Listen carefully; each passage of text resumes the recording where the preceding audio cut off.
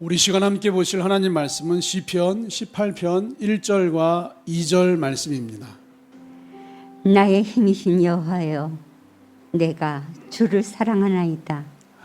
여호와는 나의 반석이시여, 나의 요새시여, 나를 건지시는 이시여, 나의 하나님이시여, 내가 그 안에 피할 나의 바위시여, 나의 방패시여, 나의 구원의 뿌리시여, 나의 산성이시로다.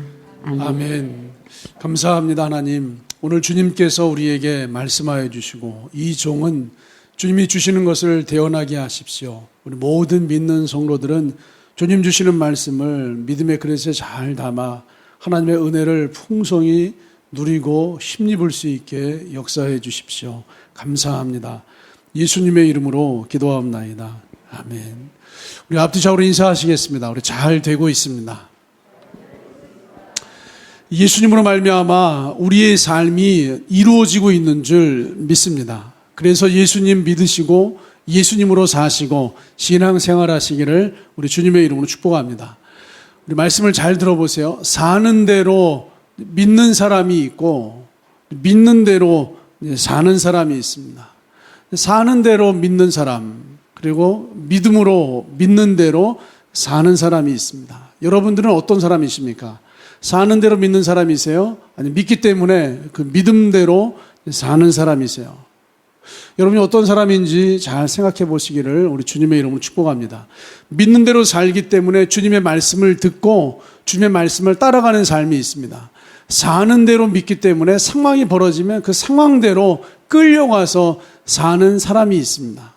우리 의사들에게 설문조사를 했어요. 의사들이 가장 싫어하는 환자 두 부류가 있다고 해요. 첫째는 의사를 믿지 않는 환자, 자기 마음대로 하는 환자가 각각 42.6%를 차지했어요.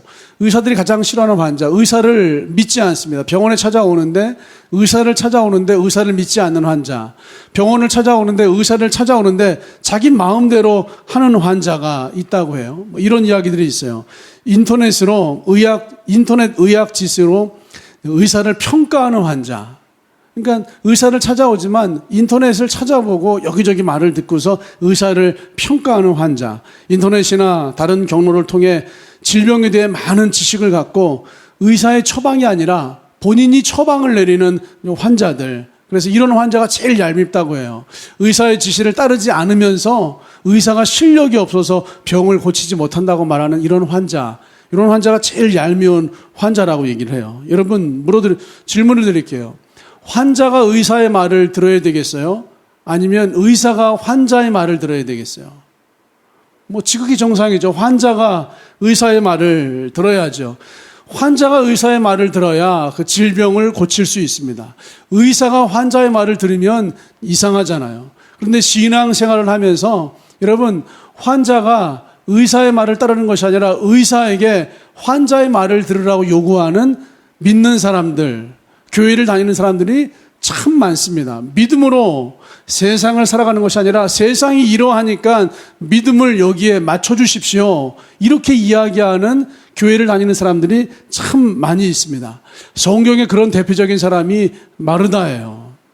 예수님을 말씀을 믿고 따르는 사람이 아니라 지금 형편이 이러니 상황이 이러니 예수님 이제 그만하십시오 라고 말했던 사람이 마르다입니다. 예수님과 마르다의 대화가 시작돼요. 예수님이 마르다에게 말합니다. 내 오라비가 다시 살리라.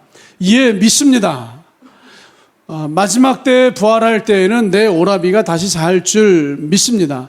예수님이 지금 말씀하시는 건 마지막 부활할 때 다시 사는 것이 아니라 지금 네 오라비 나사로가 다시 살리라 라고 말합니다. 그런데 마르다는 예 주님, 마지막 부활할 때 내 오라비 나사로가 다시 살 줄을 믿나이다. 이게 마르다였어요. 예수님 말씀하시지만 예 주님, 제가 보기에는 지금이 아니라 마지막 때에 살 줄 믿나이다. 주님은 지금 살리라. 예 주님 그렇게 말씀하시지만 제가 판단하기에는 마지막 때에 바로 그날에 내 오라비 나사로가 살 줄을 믿나이다. 이렇게 말하고 있어요.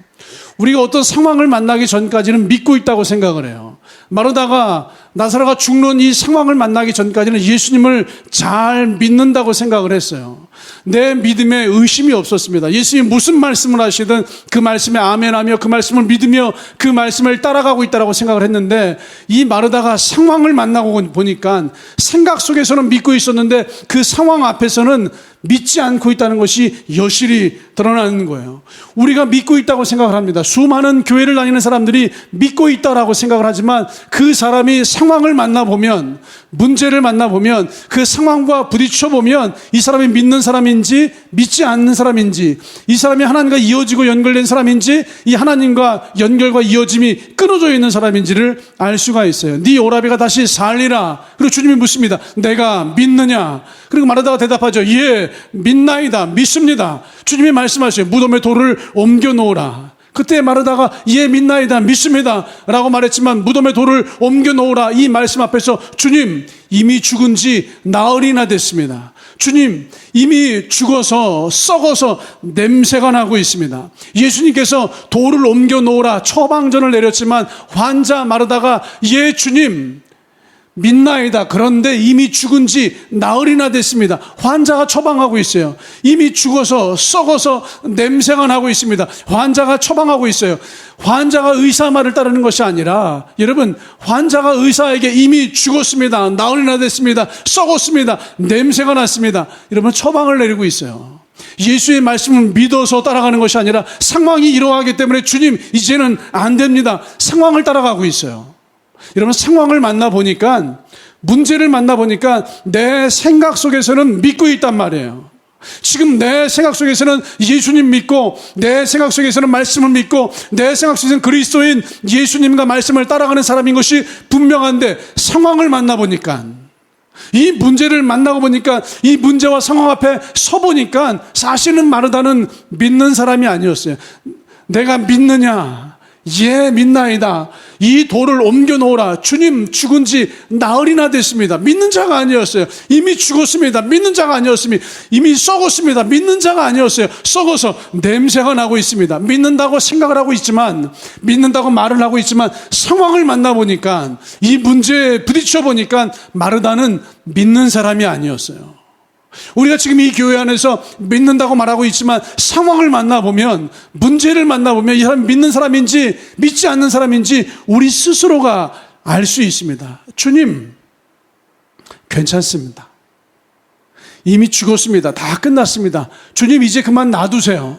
이미 죽은 지 나흘이나 돼서 썩어서 냄새가 나고 있어요. 주님은 이 냄새 지금 안 나세요? 이 냄새를 못 맡으세요? 썩어서 냄새가 나고 있잖아요. 주님, 많이 하셨어요. 괜찮습니다. 주님이 여기 찾아오신 것만으로도 충분히 위로를 받았습니다. 저 멀리 다른 사람, 다른 병든 사람, 다른 어려운 사람 찾아가셔서 그들을 도와주십시오. 저희는 됐습니다. 저희는 충분합니다. 저희는 이미 넉넉히 위로받았습니다. 주님이 찾아오신 것만으로도 충분합니다. 괜찮습니다. 이게 지금 마르다가 예수님에게 하고 있는 이야기예요. 이 말, 여러분 좋으세요? 이 말 예수님을 배려하는 거예요. 이 말 예수님을 섬기느라고 사랑해서 믿음의 말이에요. 정말로 마르다가 신앙이 좋다, 믿음이 좋다 이렇게 말씀하시겠어요? 이건 불신이에요, 여러분. 마르다 마음 안에 있는 예수님은 어떤 예수님인지 아세요? 주님, 내 오라비가 병들었습니다. 죽게 되었습니다. 어서 오셔서 내 오라비를 살려주십시오. 병든 나사로를 살리시는 예수님이 마르다 마음 안에 있는 예수님이에요. 그런데 마르다 마음 안에 있는 예수님은 병든 나사로는 살릴지언정 죽은 나사로는 살리지 못하는 예수님이었어요. 지금 마르다의 마음 안에 있는 예수님을 들여다보세요. 병든 나사로는 살리지만 죽은 나사로는 살릴 수 없는 예수님. 아니, 사람이 할 수 있는 것은 예수님이 하시지만 사람이 할 수 없는 것은 예수님도 할 수 없는 예수님, 무능한 예수님, 능력이 없는 예수님, 죽은 자는 살리지 못하는 그런 예수님이 마르다의 마음 안에 있는 예수님이었어요. 이런 믿는 대로 사는 것이 아니라 진짜 사는 대로 상황에 부딪힌 대로 말하다가 그렇게 살고 있었어요. 지금 여러분 마음 안에 있는 예수님은 어떤 예수님이세요? 지금 여러분 마음 안에 있는 하나님은 어떤 하나님이세요? 이 상황이 하나님보다 더 크고 이 문제가 하나님보다 더 크고 이 문제와 상황을 내가 해결할 수 없게 하나님도 해결할 수 없다라고 그렇게 생각하시고 그렇게 받아들이시고 그렇게 믿고 있는 그런 하나님을 믿고 있는 건 아니세요? 지금 여러분 마음 안에 있는 하나님은 어떤 하나님이세요? 마르다처럼 상황을 만났더니 문제를 만났더니 상황과 문제 앞에서는 믿고 있다라고 생각을 했지만 상황과 문제 앞에서는 하나님이 작용을 하지 않는 거 아니에요? 하나님이 여러분 일하시지 않는 거 아니에요? 하나님이 여러분 우리의 삶 가운데 나타날 수 있도록 하나님에게 우리의 자리를 내어드리지 못하고 있는 건 아니에요? 지금 여러분의 마음을 차지하고 있는 하나님의 존재감의 크기가 얼마나 되세요? 한 10%? 20%? 30%? 지금 하나님이 여러분의 마음을 차지하고 있는 비중이 얼마나 되세요? 믿는다라고 생각을 하지만 그 상황을 만나보세요. 그 상황 앞에서 지금 하나님이 여러분의 마음을 차지하고 있는 비중이 얼마나 되시는지 한번 더듬어 보시고 확인해 보시라고요. 30%? 20%? 10%? 어쩌면 찾아도 겨우겨우 찾아올 수 있는 1%, 2%, 3% 저 구석 후미진 곳에 예수님이 겨우 있는지 모르겠어요. 상황을 만나보면 알아요.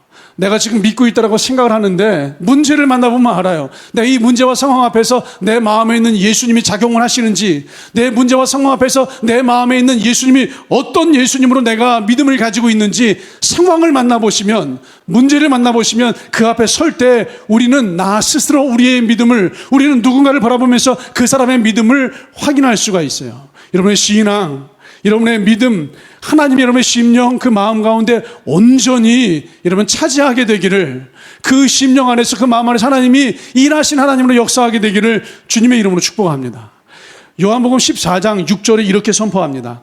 예수께서 이르시되 내가 곧 길이요 진리요 생명이니 나로 말미암지 않고는 아버지께로 올 자가 없느니라. 예수님이 길이고 진리이고 생명이세요. 예수님이 우리에게 길이 없을 때 우리의 길이 되세요. 예수님이 우리에게 해답이 없을 때 우리의 진리가 되시고 해답이 되세요. 예수님이 우리가 사망과 절망과 어둠에 있을 때 생명이 되시고 승리가 되시고 은혜가 되신다라고 예수님께서 직접 말씀하셨어요. 그런데 그 예수님이 여러분의 마음 안에서도 길이 되고 있으신가요? 세상을 살다 보면 길이 없을 때가 있어요. 세상을 살다 보면 사방이 꽉 막힐 때가 있어요. 세상을 살다 보면 사방이 꽉 막혀 암담하고 답답하고 낙심이 될 때가 있어요. 그때 예수님이 여러분의 길이 되시고, 그때 예수님이 여러분의 진리의 해답이 되시고, 그때 예수님이 여러분의 방법이 되고 계십니까? 여러분, 사방이 꽉 막혀서 엄청난 문제와 상황을 만날 때 지금 내 마음 안에서, 내 심령 속에서 예수님이 보이지 않는 길이 되고 계시느냐고요. 내 마음 안에서 예수님이 보이지 않는 해답과 진리와 방법이 되고 계시느냐고요. 지금 예수님이 지금 저와 여러분에게 그걸 묻고 계신 거예요. 그 마음 안에 있는 예수님이 길이 되고 있느냐? 그 마음 안에 있는 예수님이 진리와 해답이 되고 있느냐? 그 마음 안에 있는 예수님이 생명과 여러분 은혜와 능력이 되고 있느냐? 예수님 지금 저와 여러분에게 그걸 묻고 계세요. 우리가 광야 전도 여행을 나갈 때마다 은혜를 받고 있습니다. 광야 전도 여행을 나갈 때마다 은혜를 받는 이유가 뭐예요? 광야 전도 여행자들에게 길이 없고 진리와 해답이 없고 생명과 여러분 능력과 은혜가 없기 때문에, 아무것도 없기 때문에 여러분 광야 전도자들이 은혜를 받는, 스스로 길이 없어요. 스스로 해답이 없어요. 스스로 방법이 없어요. 그래서 전도자들이 광야에서 주님이 길이 되시고 주님이 해답이 되시고 주님이 방법이 되시고 주님으로 말미암아 은혜를 공급받아서 승리를 열매를 간증하게 되는 줄 믿습니다. 나갈 때마다 지갑을 빼앗잖아요. 나갈 때마다 핸드폰을 빼앗잖아요. 나갈 때마다 카드를 빼앗잖아요. 아무도 아는 사람이 없는 무연고지 지역에 여러분 떨고 놓고서 복음을 전하시고 주님을 의지하시고 주님을 바라보시고 주님으로, 예수님으로 한 일주일을 살다가 교회로 복귀하십시오. 아무것도 없는 광야에서 지갑이 없어서, 내 길이 없어서, 내 방법이 없어서, 내 도움이 없어서 주님만 바라보나이다. 여호사밧처럼 주님만 바라봅니다. 나를 도우실 분이 주님밖에 없습니다. 아사왕처럼 그런 신앙의 고백이 주님이 일하시고 은혜 주시는 것을 경험하게 하는 거 아니에요? 여러분 성경을 보시면 38년 된 병자가 예수님에게 은혜를 받잖아요. 38년 된 병자가 예수님에게 은혜를 받아서 자리를 들고 일어나 걸어가잖아요. 38년 동안 여러분 일어날 수 없어서 병이 들어서 누워만 있었는데 예수님 만나서 은혜를 받고 자리를 들고 일어나서 걸어가잖아요. 그가 은혜를 받은 이유가 뭐예요? 그가 예수님을 만나서 은혜를 받은 이유가 뭐예요? 그에게 길이 없잖아요. 그에게 방법이 없잖아요. 그에게 해답이 없어서 주님 만났을 때 주님을 의지하잖아요. 주님을 만났을 때 주님이 길이 되시고, 주님을 만났을 때 주님이 해답이 되시고, 주님을 만났을 때 주님이 방법이 되시니까 예수님이 그에게 길이 되어서 그에게 은혜를 주시고 자리를 들고 일어나 걸어갈 수 있도록 그를 이끄시는 거 아니에요. 지금 주님이 여러분에게 묻고 계세요. 여러분의 마음 안에서 예수님이 길이 되고 계십니까? 여러분의 마음 안에서 예수님이 해답이시고 방법이 되고 있습니까? 아니, 생각으로 믿는 예수님이 아니라 내가 상황을 만났을 때, 그 문제를 만났을 때, 내가 풀어낼 수 없는 삶의 한계를 만났을 때 보이지 않는 길 가운데서 예수님이 나의 길이 되어주시고, 보이지 않는 상황 가운데 예수님이 나의 해결이 되시고 해답이 되시고 방법이 되시느냐, 이걸 지금 주님이 묻고 계시는 거예요. 이런 마음 안에 있는 예수님이 길이 되고 계십니까? 이런 마음 안에 있는 예수님이 해답이 되고 있습니까? 이런 마음 안에 있는 예수님이 길이요 진리요 생명과 능력이 되고 계십니까? 지금 이걸 이 아침에 주님께서 저와 여러분에게 묻고 계시는 거예요. 요한복음 마태복음 1장 21절에 이렇게 선포합니다. 아들을 낳으리니 이름을 예수라 하라. 이름을 예수라 하라. 이는 그가 자기 백성을 그들의 죄에서 구원할 자임이라. 예수라 하라. 이는 그가 자기 백성을 구원할 자이심이라. 예수님이 우리를 구원하러 오셨습니다. 우리의 모든 죄로부터 우리를 건져내시고 구원하러 오셨어요. 모든 상황으로부터, 모든 질고로부터 우리를 건져내시고 구원하기 위해 오셨어요. 우리의 상황, 우리의 문제, 우리의 질고, 우리의 모든 죄 가운데 우리를 건져내시고 구원하기 위해서 이 땅에 오신 분이 예수님이세요. 그런데 예수님이 여러분의 마음과 심령에서 구원자가 되고 있습니까? 예, 믿습니다. 예수님이 나의 구원자이십니다. 예, 믿습니다. 예수님이 나의 해답이십니다. 생각으로는 믿고 있는데 그 상황 앞에서 이 상황을 풀어내실 구원자, 이 상황과 문제 속에서 건져내실 구원자 생각 한번 해보시라고요. 여러분, 태어나서 지금까지 지었던 모든 죄를 용서해 주셨고, 지금부터 죽을 때까지 짓는 모든 죄를 이미 먼저 용서해 주신 예수님이 오늘 우리가 만난 그 상황을 해결하지 못하시겠어요? 여러분, 오늘 우리가 만난 상황을 해결하는 것보다 태어나서 지금까지 지은 모든 일을 용서하는 것이 더 크고 어려운 일이잖아요. 오늘 만난 그 문제를 풀어내는 것보다 지금부터 죽을 때까지 지은 모든 죄를 여러분 용서하시고 해결하는 것이 훨씬 더 크고 비밀하고 어려운 일이잖아요. 그런데 우리의 모든 죄를 속죄하시고 용서해 주신 그 예수님이, 그 죄의 문제를 해결하신 예수님이 오늘 여러분이 만난 그 상황을, 그 문제를 풀어내지 못하고 길이 되지 못하고 해답이 되지 못하고 방법이 되지 못하시겠어요? 지금 예수님이 저와 여러분에게 묻고 계세요. 여러분의 마음 안에서 예수님이 자기 백성을 건져내시는, 자기 백성을 구원하시는 구원자가 되고 있습니까?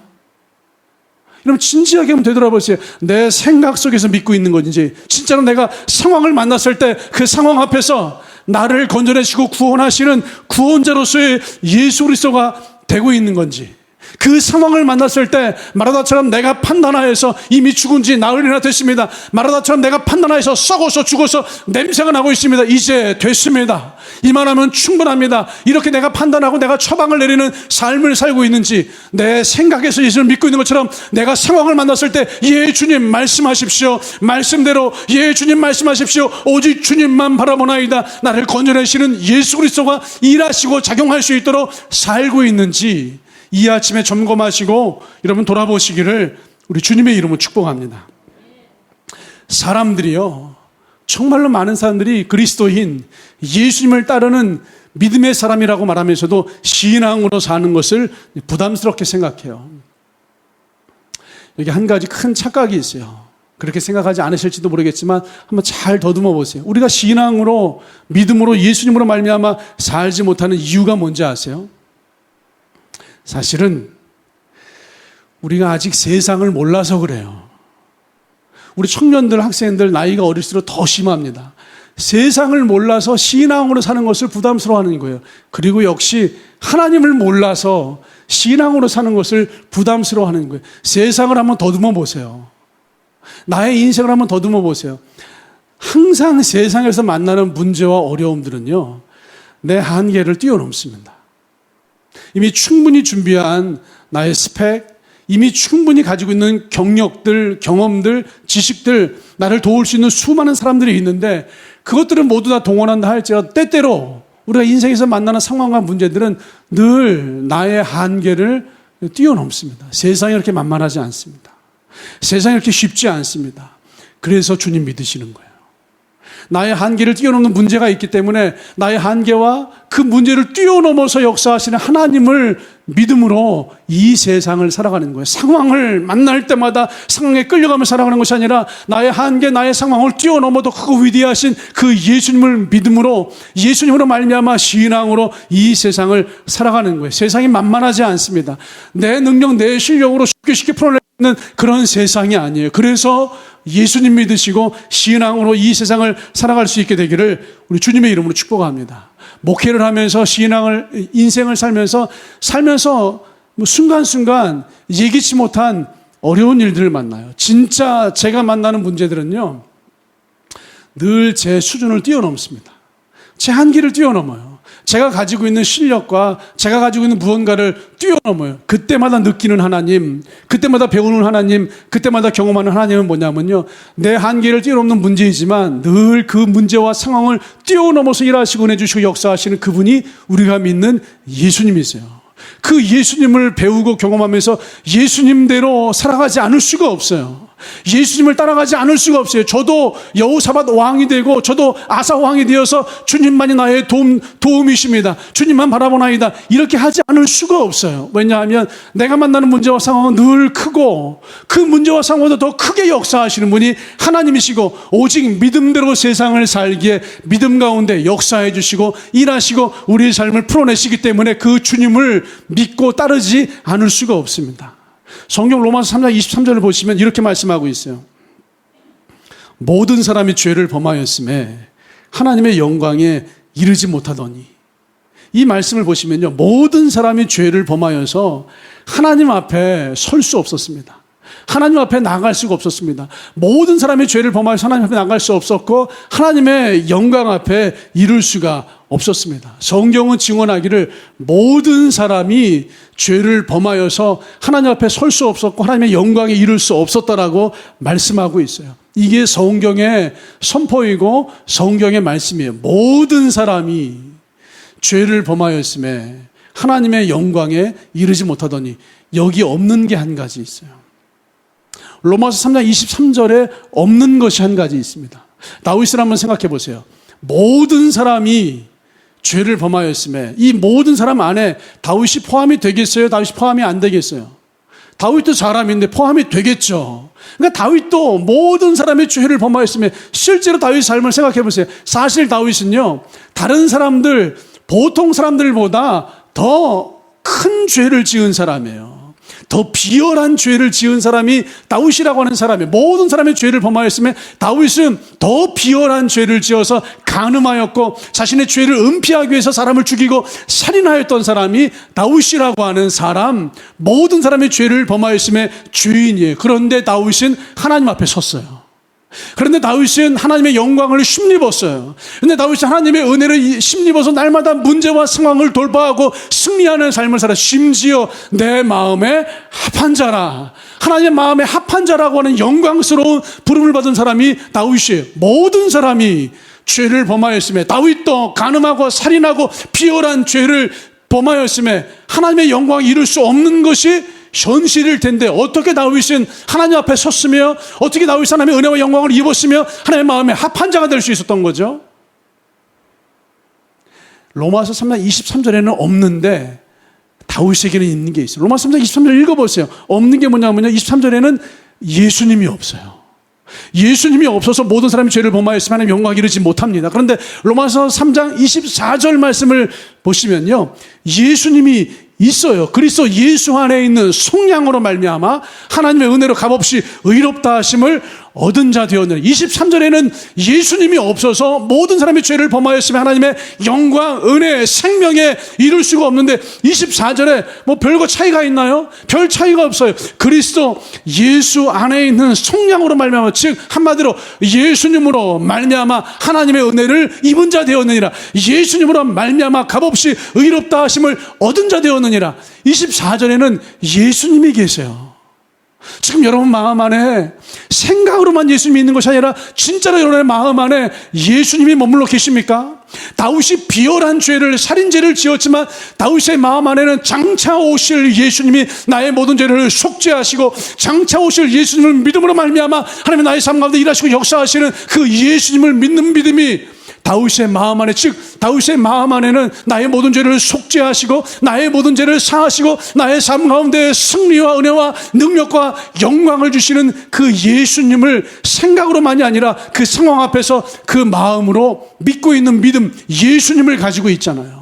23절에는 예수님이 없지만 24절에는 그리스도 예수 안에 있는 속량으로 말미암아 예수님으로 말미암아 하나님의 은혜를, 예수님으로 말미암아 값없이 의롭다 하심을 얻은 자가 되었다라고 말씀하고 있잖아요. 지금 여러분 마음 안에 그 예수님이 계시냐고요. 생각으로 믿는 사람이 아니라 그 상황 앞에서 이 상황을 풀어내시는 길과 진리와 생명 되시는 예수님, 그 예수님이 지금 우리의 마음 안에 있느냐를 하나님이 이 아침에 저와 여러분에게 질문하시는 줄 믿습니다.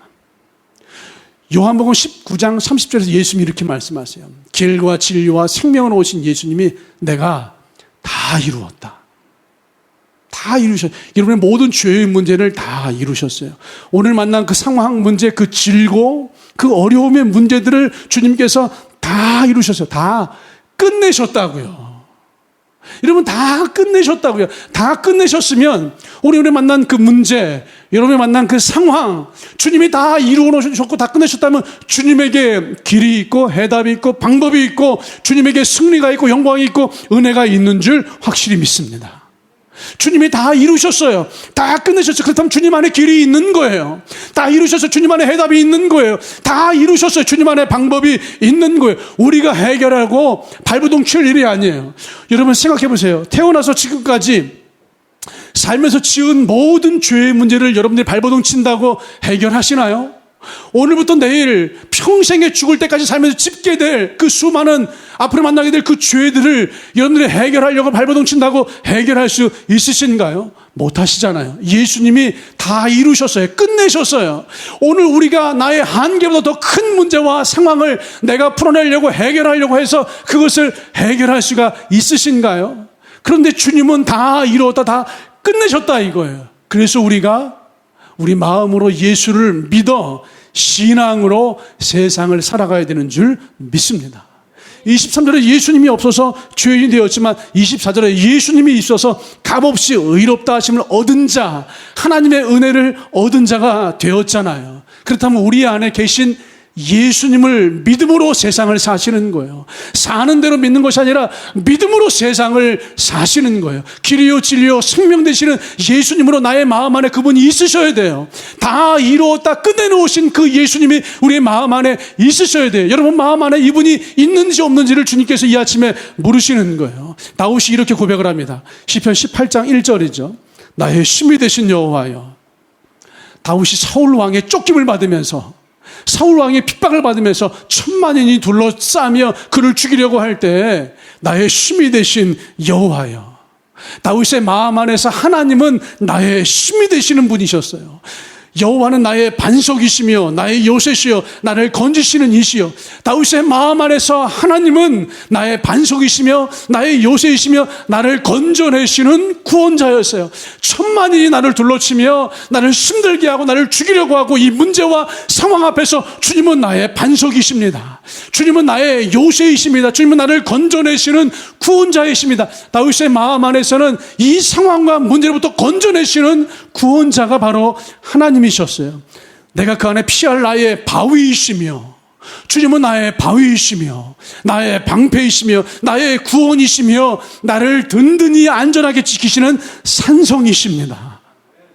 지금 다윗이 만난 문제가 작아서 이런 고백을 하는 게 아니에요. 풀 수 없는 감당할 수 없는 나의 한계를 뛰어넘는 어마어마한 크고 무시무시한 이 문제를 만났을 때 다윗의 마음 안에는 하나님은 그 상황을, 문제를, 그 한계를 뛰어넘는 더 크고 위대하신 하나님, 나의 힘이십니다. 나의 반석이십니다. 나의 피할 바위이십니다. 나를 든든히 지키시는 요새이시며 나를 건져내시는 구원이십니다. 나를 안전하게 지키시는 나의 산성이십니다. 다윗의 마음 안에 있는 하나님은 바로 이런 하나님이셨어요. 이 아침에 하나님이 또다시 질문하시는 거예요. 지금 여러분 마음 안에 있는 하나님은 어떤 하나님이세요? 생각으로만 믿는 하나님이 아니라 여러분 상황을 만나실 때 신앙으로 그 상황을 풀어내시는 그 하나님으로 작용하고 있습니까? 지난주에 저는 제가 감당할 수 없는 한 가지 사건을 만났어요. 제 몸으로 풀어낼 수 없는 사건, 저의 한계를 뛰어넘는 사건을 만났어요. 목회를 하다 보면 이런 일들이 많이 있어요. 수요일날 밤에 이제 집에 들어갔더니 한 통의 편지가 와 있더라고요. 편지를 뜯어서 읽어봤어요. 편지를 읽자마자요, 제 1분도 안 돼서요, 뭐 속이 울렁울렁거리고, 막 현기증이 나고 어지럽고, 제 머리 뇌로 가는 혈관이 갑자기 쫙 좁아지는 것 같아요. 순식간에 막 머리가 찌링찌링하면서 통증이 오는데요. 진짜 그게 불과 1분도 걸리지 않더라고요. 1분도 안 되는 그 찰나에 울렁거림과 현기증과 두통과 뭐 찌끈거림과 뭐 금방이라도 쓰러질 것 같더라고요. 이 편지에 있는 글 내용을 제가 해결할 수가 없는데 저에게 지금 해결하라고 이 편지가 온 거예요. 뭐 큰 충격을 받았어요. 어찌나 괴롭든지 뭐 밤에 잠이 안 오더라고요. 뭐 어찌 이제 밤에 잠을 잤어요. 딱 눈을 떴어요. 알람도 아니고 그냥 눈을 떴어요. 그냥 눈을 떴는데 진짜 그냥 눈을 떴는데요. 너무 정신이 맑더라고요. 초롱초롱해요. 그리고 눈을 뜨자마자 밤 10시, 11시 보았던 그 편지 내용이 또 생각나더라고요. 이걸 어떻게 해결하지? 그리고 한 4시 한 5분쯤 깨서요. 어떻게 해결하지? 그리고 1분도 안 돼서 생각이 또다시 연상되더라고요. 지난주에 주님이 말씀해 주셨던 아사왕처럼 주님, 나를 도우리가 하나님밖에 없습니다. 지난주에 주님께서 말씀해 주셨던 여호사밧처럼 오직 주만 바라보나이다. 주님, 제가 아사왕의 심정으로 이 새벽에 기도합니다. 나를 도와주실 분이 하나님밖에 없습니다. 내가 지금 바라볼 분이 하나님밖에 없습니다. 지금 제가 그 새벽에 일어나서 신앙을 했다고요. 신앙을요. 믿음으로 주님을 바라봤다고. 신앙이 믿을 신에 우러를 앙자, 믿을 신에 바라보러 앙자. 주님을 믿고 의지해서 주님을 바라봤다고요. 그리고 새벽에 교회 나와서 또 기도했어요. 주님, 나를 도와주실 분이 하나님밖에 없습니다. 내가 오직 주님만 바라보나이다 하고 주께 기도했어요. 이 형편과 상황과 문제를 해결해 주십시오. 저는 이 문제를 해결할 수 있는 뭐 길도 없고 해답도 없고 방법도 없고 정말 도저히 능력이 안 됩니다. 주님 도와주십시오. 기도하는데 주님이요 별거 안 해주시더라고요. 하늘바람교회에서 너는 신앙을 어떻게 배웠는지를 생각나게 하시더라고요. 첫 번째 기도해야죠. 기도가 주님이 주신 감동은요, 너의 문제와 너의 이야기를 너 혼자 끌어안지 말고 교제해라. 믿음의 동역자, 믿음의 사람 만나서 또 이야기하고 나누고 또 교제해라. 그래서 아침에 우리 이제 부목사님하고 선교사님 교회 출근하시자마자 우리 시끄러운 도서관에 모이죠 하고서 이제 차 한잔 마시면서 시끄러운 도서관에서 교제를 했어요. 이야기를 하고 나눴어요. 편지를 보여줬어요. 이 편지를 보여주면서 이러이러한 일들이 있는데 이걸 어떻게 해결할 수 있는지 난 참 도통 모르겠다. 그런데 우리 교제했으면 좋겠다. 나누면 좋겠다. 하고 이야기하는 중에 부목사님이, 선교사님이 이렇게 저렇게 많은 이야기를 나누었어요. 이야기를 나누기 주님이 저에게 이런 감동을 주셨어요. 다윗이 전쟁을 치르고 시글락 자기 마을에 돌아왔더니 아말렉이 쳐들어와서 시글락 마을을 불태우고요. 시글락에 있는 아내와 자녀들을 다 탈취해서 포로로 잡아서 가버렸어요. 그때 분노한 600명의 용사가 다윗을 죽이려고 했지만 주님 말씀과 감동이 있어서 우리 지금 뒤쫓아가면 잃어버리지 않고 되찾아오리라. 뒤쫓아가는 중에 주님이 예배해 놓으셨어요. 애굽 소년을 예배해 놓으셔서 그 몇 날 며칠이 지나간 뒤였지만 애굽 소년이 아말렉 군대가 걸어간 길을 정확하게 안내해 주었고 어디로 침투해야 되는지 그 길을 경로를 정확하게 안내해 주어서 한 명도 잃어버리지 않고 아내와 자녀들을 다 되찾아온 그 이야기 속에 하나님이 예배해 두신 애굽 소년을 통하여서 길을 뚫어내시는 이 애굽 소년에 대한 감동을 하나님 주셨어요. 그런데 아니나 다를까요? 배 목사님을 통해서, 우리 성교사님을 통해서 애굽 소년의 역할을 감당할 수 있는 두 사람의 우리 교회 성도들의 이야기를 하셨고, 그분들에게 전화를 했더니요, 그분들이 애굽 소년이 되어서 여기저기에서 이제 일을 하시더라고요. 이게 목요일 날 아침에 일어난 일이에요. 그리고 금요일 날 그 편지를 보낸 당사자를 만났어요. 당사자를 만나서 이게 이러한데 이 문제를 어떻게 좀 원만하게 좀 처리하면 좋을지에 대해서 좀 이야기를 드렸더니 그분이 마치 이런 느낌이었어요. 하늘바람교회 성도님이 되신 것처럼요. 하늘바람교회 성도의 입장에서, 하늘바람교회 입장에서, 이 문제는 이렇게 이제 해달라고 이제 편지를 보내긴 했지만, 이 문제는 이렇게 처리하시면 별로 불편함이 없이 그냥 쉽고 수월하게 잘 처리가 되어서 안전하게 목사님 목회하시고 사역하는데 불편함이 없을 겁니다라고 너무 순조롭게 처리하시고 어떻게 처리해야 되는지를 1번부터 10번까지 그 방법을 자세하게 말씀해 주시더라고요. 제가 지금 이렇게 약간 뭔가 구체적이지도 않고 추상적으로 얘기해서 지금 도대체 무슨 얘기 하시는지 모르겠죠.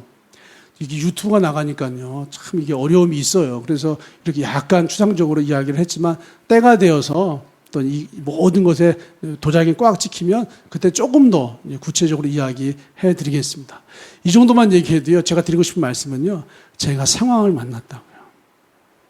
제가 문제를 만났다고요. 그때 솔직한 감정은요. 편지를 읽자마자 1분도 안 돼서 울렁거림과 현기증과 두통이요. 얼마나 빠르게 엄습해 오는지 그때 제가 깨달았어요. 제 몸이 제 육신의 이 감각에 달려가는 속도가 제 신앙보다 훨씬 빨라요. 아차 싶으면요. 제 몸이 육신의 감각에 반응하는 속도가 빠르기 때문에 거기에 끌려가서 저도 믿는 대로 살지 않고 그냥 상황대로 믿고 끌려가고 살게 되겠더라고요. 주님이 저에게 주신 은혜는요. 제가 그렇게 한 것이 아니라 주님이 저에게 주신 은혜는 그날 저녁에 그날 새벽에 아사왕과 여호사밧을 떠올리게 하시면서 기도해야 할 것을 말씀해 주셨고 그날 새벽에 기도했고 그날 아침에도 기도했고 기도하는 중에 주님이 감동을 주셨어요. 만나서 교제해서 이야기해서 신앙으로 믿음의 사람들과 교제할 것을 말씀해 주셨고 그냥 따라가서 교제했어요. 이야기하고 나누는 중에 그 이야기 속에서 애굽 소년에 대한 감동과 음성을 주셨고 그 애굽 소년에게 연락을 했더니 애굽 소년이 그 길을 잘 닦아서 해답과 해결과 방법을 이 교회에게 제공해 주더라고요. 다시 말해 저는 지난 주간에요. 주님이 주신 그 믿음으로 문제와 상황 앞에서 신앙생활을 했다고요. 지난 주간에 이 교회 안에 있는 하나님을 만났다고요. 이 교회 안에서 일하시고 역사하시고 정말 우리에게 은혜를 베풀어 주시는 그 하나님을 배워서 저의 삶의 문제, 저의 인생의 문제들을 잘 풀어낼 수가 있었다고요. 이 아침에 주님께서 저와 여러분에게 다시 한번 묻고 계세요. 생각으로 믿는 예수님이 아니라 실제로 여러분의 삶에서 상황과 문제를 만나셨을 때 여러분 마음 안에 예수님이 50%, 60%, 70% 여러분의 마음과 심령을 차지하고 계십니까? 정말 상황과 문제를 만났을 때 내 판단, 내 방법이 아니라 예수님이 보이지 않는 길이 되어주시고 예수님이 진리와 해답과 방법이 되어주셔서 그 길을 뚫어내고 계십니까? 정말로 내가 상황 문제를 만났을 때 주님께서 다 이루었다, 다 끝냈다. 그러니 내 안에서 신앙으로 살자라고 하는 이 부르심 앞에서 그 문제와 상황을 신앙으로 풀어내기 위해서 정말로 말씀과 같이 내가 주님밖에 없습니다. 주님만 바라보나이다. 주님을 바라보고 의지하고 맡기고 기도하고 교제하면서 주님이 주시는 말씀과 감동과 그 은혜를 따라서 삶의 문제들을 풀어가시는 그 여정의 삶을 걸어가고 계십니까? 주님이 이 아침에 묻고 계세요. 내 마음에 있는 하나님은 어떤 하나님인지, 이런 마음 안에 있는 하나님은 어떤 하나님이신지 되돌아보시고 점검하시고 하나님으로 말미암아 세상을 풀어내시는 성도 그리스도인 되시기를 우리 주님의 이름으로 축복합니다. 우리 시간 찬양하시면서 우리 함께 기도하시겠습니다.